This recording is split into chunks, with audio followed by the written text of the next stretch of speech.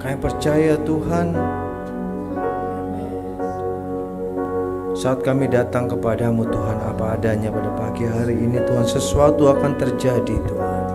Engkau Allah yang tidak akan tinggal diam melihat umat-Mu yang datang berkumpul di bait-Mu yang kudus pada pagi hari ini Tuhan. Engkau akan menyatakan sesuatu Tuhan, sesuai dengan kehendak, rencana dan kebesaran-Mu. Dan kami mau siapkan hati kami, perhatian kami yang terbaik buat Engkau. Kepadamu Tuhan, pada pagi hari ini Tuhan, berbicara kepada kami, pakai kami Tuhan, urapi kami yang berbicara, yang mendengar secara langsung melalui tayangan Tuhan, Kau yang mengurapi kami semua.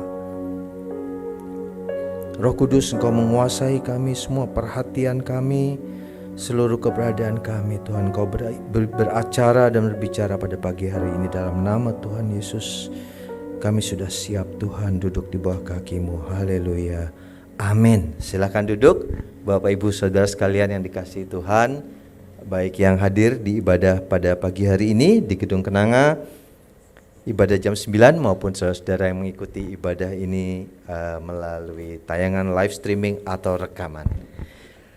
Berbahagia sekali pagi hari ini kita akan berbicara tema yang saya berikan, tangan yang layu. Semoga tidak ada kendala dalam penayangannya. Tangan yang layu atau dalam bahasa lain tangan yang mati. Ya, semoga tadi sudah dicoba. Yes.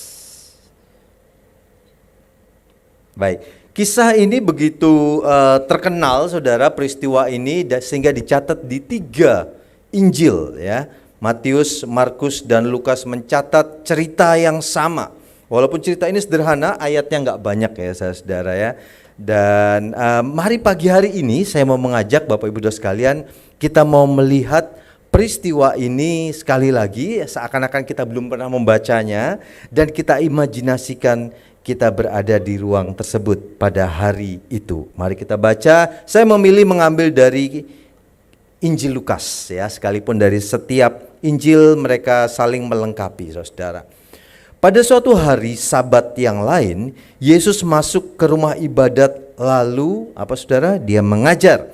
Di situ ada seorang yang mati tangan kanannya. Ahli-ahli Taurat dan orang-orang Farisi mengamat-amati Yesus kalau ia menyembuhkan orang pada hari Sabat supaya mereka dapat alasan untuk mempersalahkan dia. Tetapi ia mengetahui pikiran mereka lalu berkata kepadanya, orang yang mati tangannya itu, bangunlah dan berdirilah di tengah. Maka bangunlah orang itu dan berdiri. Lalu Yesus berkata kepada mereka, aku bertanya kepada kamu, manakah yang diperbolehkan pada hari Sabat, berbuat baik atau berbuat jahat, menyelamatkan nyawa orang atau membinasakannya? Sesudah itu ia memandang keliling kepada mereka semua, lalu berkata kepada orang sakit itu, ulurkanlah tanganmu. Orang itu berbuat demikian dan sembuhlah tangannya. Maka meluaplah amarah mereka, ini adalah orang Farisi dan ahli Taurat, lalu mereka berunding apakah yang akan mereka lakukan terhadap Yesus. Saya percaya kisah ini tidak asing bagi kita, penyembuhan seorang yang mati tangan kanannya. Hanya Injil Lukas yang mencatat tangan kanan ya saudara ya, Matius maupun Markus bilang mati sebelah tangannya. Lukas mencatat tangan kanannya yang mati, saudara. Dan kemudian hari ini peristiwanya terjadi di hari Sabat. Nah, sebelum saya mau mengajak Bapak Ibu Saudara sekalian hari ini masuk ke dalam cerita ini, masuk ke dalam peristiwa ini dan menemukan kita di dalam cerita ini, saya mau ada 2 pertanyaan saudara ya. Ini pertanyaan yang muncul dalam hati saya dan entah saudara muncul juga pertanyaan ini atau tidak saudara. Jadi tadi kita sudah baca di ayat 10 ini, ya Yesus memandang sekeliling ya, lalu berkata kepada orang sakit itu, ulurkanlah tanganmu. Sesederhana itu saudara. Orang itu berbuat demikian dan sembuhlah tangannya. Saya punya pertanyaan iseng nih saudara ya, supaya kita nggak ngantuk. Yang pertama, tangan yang mana yang diulurkan? By the way, tangan yang sakit, yang lumpuh itu tangan kanan saudara. Nah Yesus berkata, ulurkan tanganmu. orang itu berbuat demikian, artinya dia mengulurkan tangannya. Tangan mana yang dia ulurkan? Yang kedua, tangan mana sebetulnya yang Tuhan suruh ulurkan? Sekali lagi ini pertanyaan iseng saya, saudara ya. Tapi kita akan melihat ada satu hal yang menarik dan memberkati saya ketika saya merenungkan dengan pertanyaan-pertanyaan ini. Dan mungkin jawaban kita sama, ya. Mungkin jawaban saudara jelas banget gitu ya. Ngapain ditanyain? Tetapi kita akan bahas nanti, saudara. Kita skip dulu. Kita mau lihat lagi cerita ini. Penyembuhan orang yang mati sebelah tangannya. Kita akan melihat siapa saja orang yang ada di peristiwa ini, ya. Situasi kondisinya kayak apa saat itu. Ini pasti cerita yang penting, saudara. Ya, kenapa? Karena Roh Kudus menyuruh menginspirasi 3 penulis Injil untuk menulis cerita yang sama. Dan sama sederhananya, saudara-saudara ya. Ceritanya sama sederhananya. Dan kita akan melihat detik-detik mujizat itu terjadi. Pertama, kita akan melihat siapa orang yang mati sebelah tangannya. Kata tangan yang mati dalam terjemahan lain, kalau saudara melihat Alkitab dalam bahasa lain, termasuk bahasa Indonesia terjemahan lain, dikatakan tangan yang lumpuh, saudara. Jadi tangannya masih ada, tapi lumpuh. Ada sesuatu yang terjadi sehingga tangan itu menyusut, ya. Jadi secara ukuran dia mengecil, secara bentuk dia deformasi, saudara. Dalam bahasa lain ini yang saya pakai, bahasa Inggris menggunakan kata withered, itu layu, ya, layu. Tangannya tidak hanya tidak bisa digerakkan, tetapi juga melengkung dan lain sebagainya. Layu, saudara. Siapakah dia? Tidak dijelaskan. Namanya tidak ditulis, ya, di semua Injil tidak ditulis namanya, latar belakangnya tidak ditulis. Namun kita memiliki sumber-sumber lain yang disebut ekstra biblikal, ya. Di situ itu bisa dari tradisi, ya, tradisi-tradisi atau dari kitab-kitab lain yang tidak masuk di kanon, ya, tidak masuk di buku Alkitab, tetapi sumber-sumber itu seringkali dapat dipercaya untuk memberikan beberapa detail. Beberapa detail yang tidak dicatat atau yang ada di sumber-sumber lain mengatakan bahwa kondisi ini bukan kondisi sejak lahir, ya. Jadi orang ini tadinya normal, saudara. Tangan kanannya tadinya normal, kemudian sesuatu terjadi dan tangannya menjadi layu. Yang kedua, sumber lain juga mencatat bahwa orang ini adalah seorang pengrajin batu, ya, ahli batu. Dia mungkin membuat pahatan-pahatan dari batu. Nah, saudara, bayangkan orang ini memerlukan kedua tangannya untuk bisa bekerja dengan baik. Tapi sesuatu terjadi, tidak diceritakan apa, mati dan layu tangan kanannya. Dan bersama dengan matinya tangan kanannya, kemungkinan besar mata pencahariannya pun mati. Layu juga. Pengharapannya ikut layu. Masa depannya ikut layu. Ini adalah tokoh pertama yang kita lihat dalam kisah ini. Yang kedua, saudara, tokoh yang menonjol dalam peristiwa ini adalah ahli Taurat dan orang Farisi. Siapakah mereka? Mereka adalah orang yang mempelajari Taurat Musa dengan sangat detail, dan itu sangat baik, saudara, ya. Dan mereka melihat kalau ada peluang yang mungkin orang Israel kalau baca ini nggak ngerti nih, ya. Jadi kita perjelas, kita kasih penjelasan, ya. Contoh, ada hukum 10 perintah Allah, hormati hari Sabat. Hormati itu gimana ya? Apa kalau hari Sabat kita sampai kepencet, saudara, ya. Apa kalau hari Sabat kita bikin tanda hormat gini? Oh enggak, mereka temukan dalam kitab Taurat bahwa menghormati hari Sabat itu tidak boleh bekerja, ya. Ada hari yang kita khususkan untuk Tuhan. Kalau buat kita seperti hari ini, ya, hari Minggu. Kemudian jadi nggak boleh kerja. Sebentar, yang disebut yang dimaksud dengan bekerja itu apa? Nah, ini mereka yang memikirkan, saudara, ya.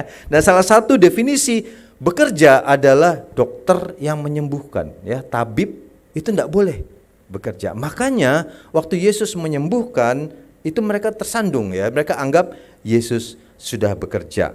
Nah, kita tidak membahas lebih banyak tentang ini, tetapi kita tahu situasinya saat itu bahwa hari itu adalah hari Sabat di mana orang harusnya tidak bekerja. Tokoh ketiga dan menjadi tokoh sentral adalah Yesus, Tuhan kita, yang di ayat sebelumnya, ayat 5, dia mendeklarasikan dirinya sebagai Tuhan atas hari Sabat. dan Tuhan melakukan penyembuhan-penyembuhan, melakukan hal-hal yang dilarang menurut hukum Taurat, tetapi Tuhan bilang dia adalah Tuhan atas hari Sabat. Tuhan tidak bermaksud mengatakan bahwa karena dia Tuhan atas hari Sabat dia boleh melakukan semena-mena termasuk melanggar hukum Taurat. Tidak, saudara. Dia menggenapi hukum Taurat. Yesus mengembalikan apa maksud dari hukum Taurat yang sesungguhnya, ya, yaitu secara singkat mengasihi Tuhan dan mengasihi sesama, saudara. Nah, kita akan melihat ayat yang kita baca, Lukas 6 pasal 6, dicatat pada suatu hari Sabat yang lain, pada satu hari Sabat lain. Kenapa ada kata lain, saudara? Karena dalam Lukas 6 pasal 1 ada peristiwa juga di hari Sabat juga, saudara. Ya, kalau saudara baca di kisah sebelumnya, murid-murid Yesus dia melewati ladang, mereka dalam keadaan lapar, mereka lihat ada gandum, mereka petik, ya, dan kemudian mereka mengolah gandum itu dengan tangan mereka dan mereka makan. Menurut hukum Taurat itu sudah bekerja, dan Yesus ditegur oleh orang Farisi dan ahli Taurat, saudara. Setelah peristiwa itu terjadi di hari Sabat. Di hari Sabat berikutnya tidak disebutkan apakah persis 1 minggu sebelumnya, tetapi dicatat pada hari Sabat yang lain Yesus kembali menyembuhkan orang. Jadi saudara, telah terjadi satu ketegangan antara Yesus dengan ahli Taurat gara-gara hari Sabat, gara-gara penyembuhan di hari Sabat. Saudara, kalau saudara jadi, atau saya deh, kalau saya jadi Tuhan ya saudara ya, saya akan mencoba menghindari konflik yang barusan. Ya, baru minggu lalu saya konflik sama ahli Taurat dan orang Farisi ini yang bisa mempersulit hidup saya. Sekarang saya berada di bait Allah, ada orang di sinagog, di tempat ibadah, dan di situ ada orang yang layu sebelah tangannya, yang lumpuh sebelah tangannya, dan orang-orang Farisi mau lihat, ayo dia sembuhin apa enggak. Kalau Yesus mau cari aman, saudara, dia tinggal bilang kepada yang layu tangannya ini, Pak, datang besok ya, ntar gue sembuhin. Gitu ya saudara. Jangan hari ini nih. Saya minggu lalu baru ribut nih sama orang-orang tuh yang di pojok situ tuh, yang lagi ngeliatin kita tuh ya. Jadi harusnya jangan hari ini. Tetapi saudara, Yesus adalah Tuhan atas hari Sabat.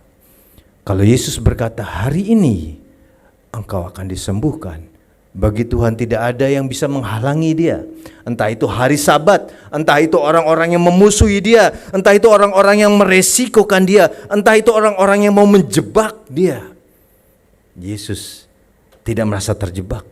Saya mau mengucapkan dengan hati-hati karena Yesus sudah terjebak dalam kasih-Nya kepada kita, saudara. Saya menggunakan ini dalam arti positif. Yesus tidak bisa tidak mengasihi kita, saudara. Dia tidak bisa tidak berbuat sesuatu ketika dia berada di dalam rumahnya di bait Allah dan umatnya datang, saudara. Dan saya mau mengajak kita menyadari hal ini. Ketika Tuhan ada di rumahnya, dia terjebak dalam kasih-Nya kepada kita, saudara. Tinggal bagaimana kita merespon kehadiran Tuhan dan kasih Tuhan kepada kita. Tinggal bagaimana kita menyambut tangan Tuhan yang terulur. Kita akan membaca ayat selengkapnya, saudara. Pada suatu hari Sabat yang lain, Yesus masuk ke rumah ibadat dan di situ dia mengajar. Di situ ada orang yang mati tangan kanannya. Kalau kita melihat gambar ini ya, mungkin orang itu ada di salah satu dari pria ini, saudara ya. Dia di salah satu pojokan dan dia, apa yang dilakukan, saudara? Mendengar Yesus mengajar. Hal yang menarik dari kisah ini dan tiga penulis Injil mencatat hal yang sama. Orang ini tidak meminta disembuhkan. Tidak seperti beberapa kisah penyembuhan sebelumnya, mereka ada orang yang berteriak-teriak kepada Yesus, ada orang yang memohon kepada Yesus, ada orang yang membawa dirinya kepada Yesus. Orang ini dia datang ke bait Allah. Dia tidak berteriak, dia tidak meminta disembuhkan, dia duduk untuk mendengar pengajaran Kristus. Saya menuliskan dia hadir untuk perkara yang kekal. Saya akan menjelaskan hal ini, saudara. Bukannya kita tidak boleh datang untuk meminta mujizat, saudara. Bahkan Tuhan berkata, datanglah ya. Kita yang dalam kebutuhan datang. Ya, salah satu wujudnya kita datang ke rumah Tuhan di hari Minggu, saudara. Tetapi dalam kisah yang lain di Yohanes pasal 6, Yesus sempat menegur orang-orang yang datang kepadanya. Di ayat 26 sampai 27 saya mengutip dari bahasa Indonesia masa kini BIMK seperti ini, saudara. Yesus menjawab, "Sungguh kalian mencari aku bukan karena kalian sudah mengerti maksud keajaiban-keajaiban yang kubuat. Kalian sudah lihat mujizat, ya kalian datang lagi. Kalian cari mujizat, kalian datang lagi. Tetapi ada sesuatu, yaitu maksud-maksudku dalam peristiwa itu yang kalian gak dapatkan. Ya. Tetapi kalian sudah makan sampai kenyang. Jadi kalian datang untuk makan. Kalian datang untuk meminta mujizat-mujizat yang lahiriah. Yang dalam kalimat berikutnya Yesus jelaskan, jangan bekerja untuk mendapat makanan yang habis dan busuk. Bekerjalah untuk mendapat makanan yang tidak busuk, tidak bisa busuk, dan yang memberi hidup sejati dan kekal. Makanan itu akan diberikan oleh Anak Manusia kepadamu. Dengan kata lain, Yesus berkata, kalau aku ada di sini, memang aku melakukan mujizat. Ya, itu mungkin bagaikan makanan. Dia bahkan ada yang secara literal itu adalah roti yang bisa dimakan. Ya, atau dalam bentuk kesembuhan. Tetapi Yesus berkata itu adalah sesuatu yang akhirnya pun akan habis, akhirnya pun akan mati. Kalau kalian datang padaku, datanglah untuk perkara-perkara yang kekal. Sekali lagi, saya tidak mengatakan kita tidak perlu minta mujizat secara lahiriah. Kita harus minta mujizat secara lahiriah kepada Tuhan. Tetapi Tuhan mau mengingatkan kita bahwa mujizat yang terbesar adalah ketika manusia yang berdosa ini diubahkan menjadi seperti Kristus. Ketika keinginan-keinginan kita yang telah menyimpang ini dikembalikan kepada keinginan Kristus. Dan itu bisa kita capai. Dan itu bisa terjadi ketika kita mendengar pengajaran Yesus. Ketika pengajaran firman Tuhan disampaikan dalam urapan Roh Kudus, itu yang mengubahkan kita seringkali, saudara. Ya, mujizat-mujizat kadang-kadang tidak sampai membawa kita ke situ. Ya, bisa juga terjadi dan itu sesuatu yang diharapkan, saudara.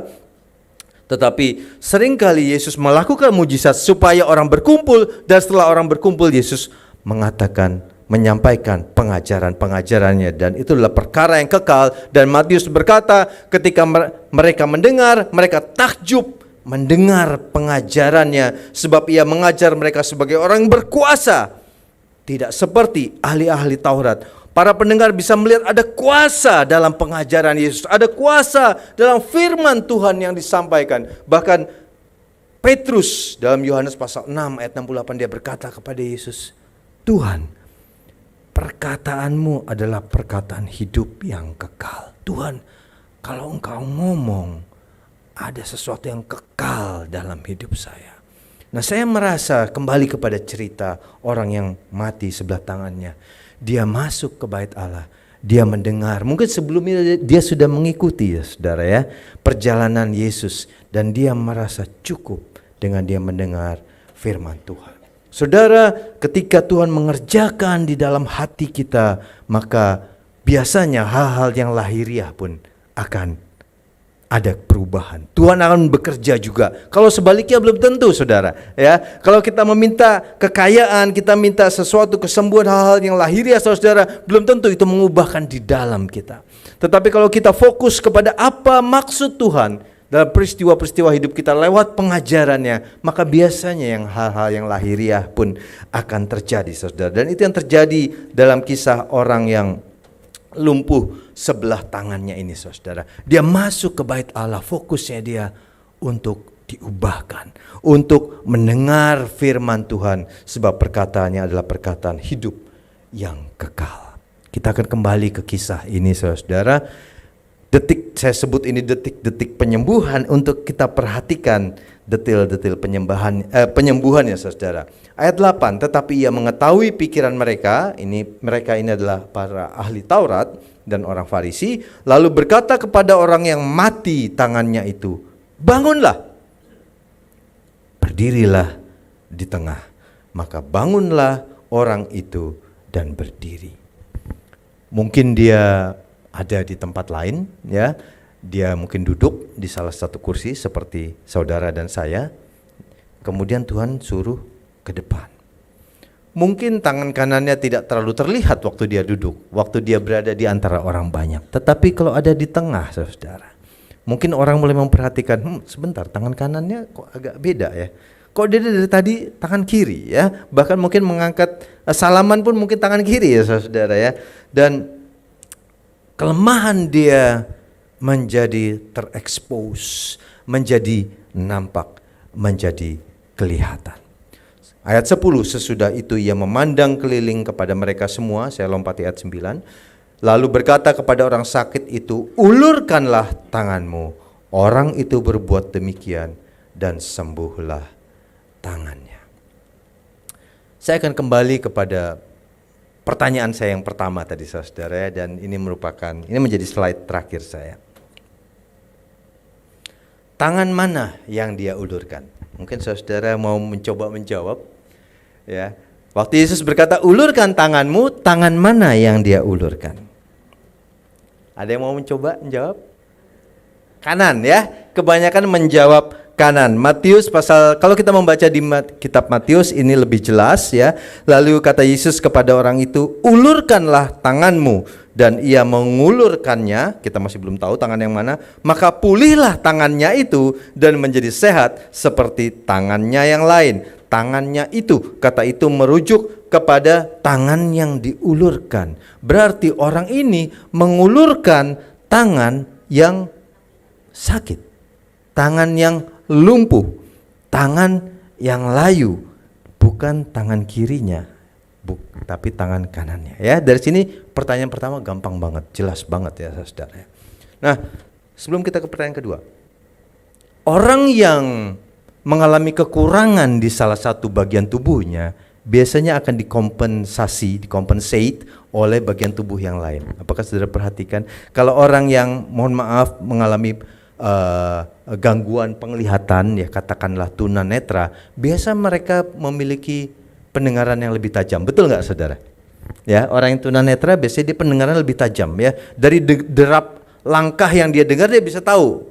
Ya, ini orang rumah ini siapa ini ya, entah istrinya atau anaknya atau suaminya atau siapa, dia bisa tahu hanya dari derap langkahnya. Ada satu kepekaan yang tidak dimiliki oleh orang lain. Jadi ketika satu bagian lemah, bagian lain menjadi lebih kuat. Bayangkan, saya pernah cedera tangan kanan saya saudara ya, sehingga jempol saya tidak bisa bergerak dan saya tidak bisa, padahal saya perlu bekerja dengan komputer, dengan mouse. Akhirnya saya melatih tangan kiri saya untuk bisa mengoperasikan mouse, dan karena tangan saya sedang layu, sedang tidak berguna, tangan kiri saya menjadi lebih ahli. Yang tadinya nggak bisa mengoperasikan mouse jadi bisa, jadi terbiasa selama 2 bulan masa pemulihan.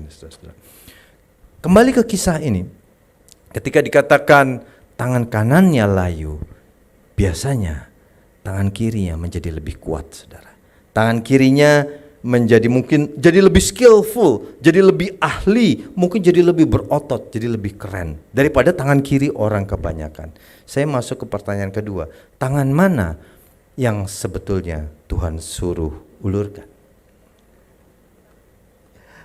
Yang sakit, ada yang bilang yang sakit. Ya. Saya mencoba melihat di ketiga kitab Injil, adakah indikasi Yesus menyebut secara spesifik tangan kiri atau tangan kanan, saudara? Dan semua Injil, bahkan semua terjemahan mencatat hal yang sama. Yesus cuma bilang 2 kata, ulurkan tanganmu. Tidak dijelaskan kiri dan kanan. Slide saya sampai di situ, saudara. Apa artinya bagi kita semua, saudara? Ketika Yesus menyuruh orang ini maju ke depan, Yesus berkata, ulurkan tanganmu. Mana yang lebih mudah buat dia? Mengulurkan tangan kiri atau tangan kanan? Karena Yesus nggak sebut secara spesifik. Lebih mudah dia untuk mengulurkan tangan kirinya, saudara. Tangan yang terlihat sempurna. Tangan yang mungkin lebih keren daripada tangan kiri orang lain. Kita bisa lebih mudah cenderung menunjukkan kehebatan kita di hadapan Tuhan. Apa yang saya masih punya, bukan apa yang saya sudah nggak punya. Kelebihan saya, hal-hal yang istimewa dari saya, kita akan sembunyikan sisi gelap kita, sisi kita yang layu. Dan pagi hari ini saudara, kalau Tuhan bertanya kepada saudara, ulurkan tanganmu, tangan mana yang kita mau bawa?